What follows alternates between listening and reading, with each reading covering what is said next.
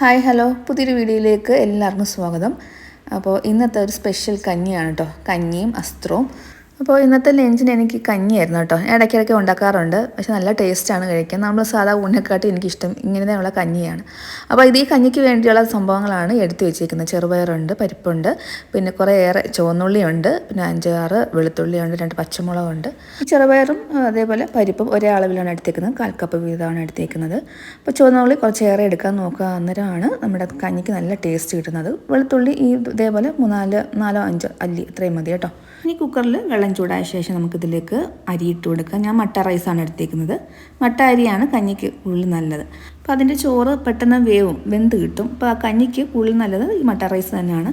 2 കപ്പാണ് എടുത്തേക്കുന്നത് കേട്ടോ. അപ്പോൾ അതിനനുസരിച്ചുള്ള ഇൻഗ്രീഡിയൻ്റ് ആണ് ഞാൻ ബാക്കി എടുത്തേക്കുന്നത്. പരിപ്പായാലും നമ്മുടെ ചെറുപയറായാലും ഉള്ളിയായാലും എല്ലാം ഈ 2 കപ്പ് അരിക്കുള്ള അളവിനുള്ളതാണ് എടുത്തേക്കുന്നത്. ഇതെല്ലാം കൂടെ നമുക്ക് കുക്കറിൽ ഇട്ടതിന് ശേഷം 1/2 ടീസ്പൂണ് നമുക്ക് ഉലുവയും കൂടെ ചേർത്ത് കൊടുക്കാം. അതും കൂടെ ചേർത്തതിന് ശേഷം ആവശ്യത്തിന് ഉപ്പിട്ട് കൊടുക്കുക. ഉപ്പിട്ട് കൊടുത്തതിന് ശേഷം ഒന്ന് ഇളക്കി ഇട്ട് കൊടുത്തിട്ട് വേണം നമുക്ക് കുക്കർ മൂടി വെക്കാൻ. അല്ലെങ്കിൽ ഈ പരിപ്പും ഇതെല്ലാം അടിയിൽ പോയി കിടക്കും, അടിയിൽ പിടിക്കാൻ ചാൻസ് ഉണ്ട്. അതുകൊണ്ട് എല്ലാം ഒന്ന് ഇളക്കി ഇട്ട് കൊടുത്തതിന് ശേഷം നമുക്ക് മൂടി വെച്ചിട്ട് വെയിറ്റ് ഇട്ട് കൊടുക്കാം. അപ്പോൾ കഞ്ഞി റെഡിയാകുന്ന സമയം കൊണ്ട് നമുക്ക് അസ്ത്രം ഉണ്ടാക്കാം. അതിന് വേണ്ടി എടുത്തേക്കുന്നതാണ് 1 കഷ്ണം ചേന, അതേപോലെ മത്തങ്ങ, ചെറിയ ചേമ്പ്, ഒരു വാഴക്ക. അപ്പോൾ ഇത്രയാണ് എടുത്തേക്കുന്നത്. ഇത്രയിലും കുഴപ്പമില്ല കേട്ടോ. അപ്പം മെയിനായിട്ട് വേണ്ടത് ചേനയും അതുപോലെ മത്തങ്ങയാണ്.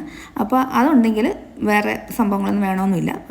ഉണ്ടെങ്കിൽ മാത്രം ചേർത്ത് കൊടുത്താൽ മതി കേട്ടോ. അപ്പോൾ ഈ 4 ഐറ്റം കൂടെ ചെറുതായിട്ടൊന്ന് കട്ട് ചെയ്തിട്ട് കുറച്ച് മുളക് പൊടിയും മഞ്ഞൾപ്പൊടിയും പിന്നെ ഉപ്പും കൂടെ ചേർത്തിട്ട് അല്പം വെള്ളം കൂടെ ഒഴിച്ച് നമുക്കിത് വേവിക്കാൻ വെക്കാം. പിന്നെ അതിലേക്ക് വേണ്ടിയുള്ള അരപ്പ് തയ്യാറാക്കാം. കുറച്ച് തേങ്ങ മതി കേട്ടോ.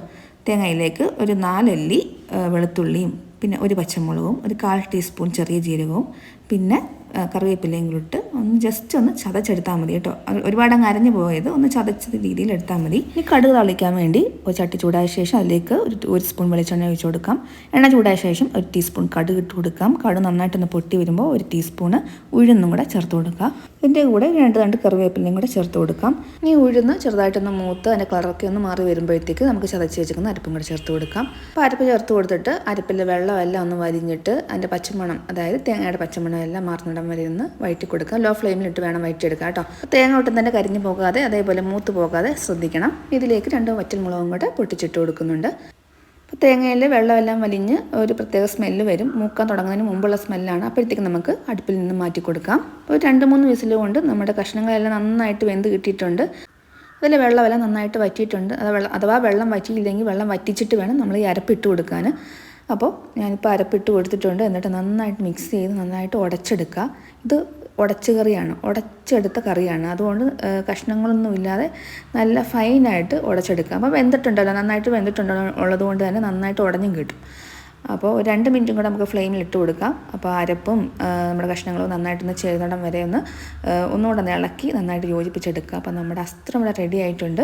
അപ്പോൾ ഈ കഞ്ഞിക്ക് വേണ്ടി മാത്രമല്ല, ചോറിൻ്റെ കൂടെയും കൂട്ടാൻ പറ്റിയ നല്ലൊരു ഉടച്ചു കൂട്ടാനാണ് ഈ അസ്ത്രം. അപ്പോൾ നോക്കിയിട്ടില്ലാത്തവരും ചെയ്ത് നോക്കുക കേട്ടോ. അപ്പോൾ അപ്പുറത്തെ അടുപ്പിൽ തന്നെ കഞ്ഞി വെന്തിട്ടുണ്ട്. അപ്പോൾ വെള്ളം വറ്റി കുറച്ച് ചൂടുവെള്ളം കൂടെ ഒഴിച്ചിട്ട് സെറ്റാക്കി എടുക്കുക കേട്ടോ. അപ്പോൾ ഇടയ്ക്കൊക്കെ നിങ്ങൾ ഇതേപോലെ ഒന്ന് ചെയ്ത് നോക്കുക. അപ്പോൾ നമ്മുടെ ദഹനത്തിന് നല്ലതാണ്, കഴിക്കാൻ നല്ല ടേസ്റ്റാണ്. നമുക്കൊരു വയറ്റിന് നല്ല സുഖം കിട്ടും കഞ്ഞി കുടിക്കുമ്പോൾ. സത്യം പറഞ്ഞാൽ ഈ കഞ്ഞിക്ക് ഒരു കറിയുടെ ആവശ്യമില്ല. ഈ അസ്ത്രവും വേണ്ട, അതേപോലെ അച്ചാറും പപ്പടവും ഒന്നും വേണ്ട, ഇത് മാത്രം കഴിക്കാം. അപ്പോൾ ഇവിടെ ഉള്ളവർക്ക് ഇതൊക്കെ സംഭവങ്ങളൊക്കെ സൈഡായിട്ട് വേണം എന്നുള്ളതുകൊണ്ടാണ് ഞാൻ ഉണ്ടാക്കിയേക്കുന്നത്. അപ്പോൾ എൻ്റെ വീഡിയോ ഇഷ്ടപ്പെട്ടാലും ലൈക്ക് ചെയ്യുക, അതേപോലെ സബ്സ്ക്രൈബ് ചെയ്ത് സപ്പോർട്ട് ചെയ്യാൻ മറന്നു വരുന്നു കേട്ടോ. പുതിയൊരു വീഡിയോയുമായിട്ട് വീണ്ടും കാണാം. അപ്പോൾ എല്ലാവർക്കും താങ്ക്